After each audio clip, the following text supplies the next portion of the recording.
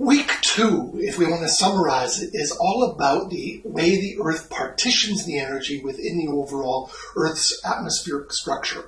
In this case, we have not just the input that we had in week 1, but we have a redistribution process. And the redistribution process creates some amazing possibilities. We get a recycling of photon effect that's associated with the greenhouse gas effect.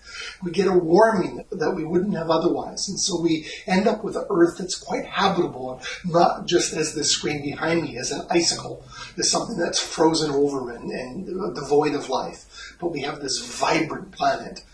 That has a lot to do with stability. We get very important insights that often for the Earth as a whole, the rates with which energy and mass accumulate in the system is much slower than the rate at which it's released.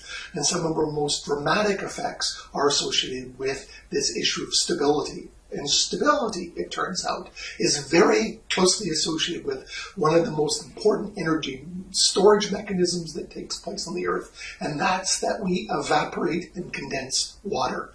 That water evaporation plays a gigantic role in cooling the surface of the Earth, in warming the atmosphere, and that warming induces sometimes those dramatic stability effects that have a lot to do with the greenhouse gas recycling processes and the photon recycling processes. So everything starts to get tied together, where greenhouse gases and water vapor and stability and energy storage all go together in this dynamic mix that we call our energetic planet.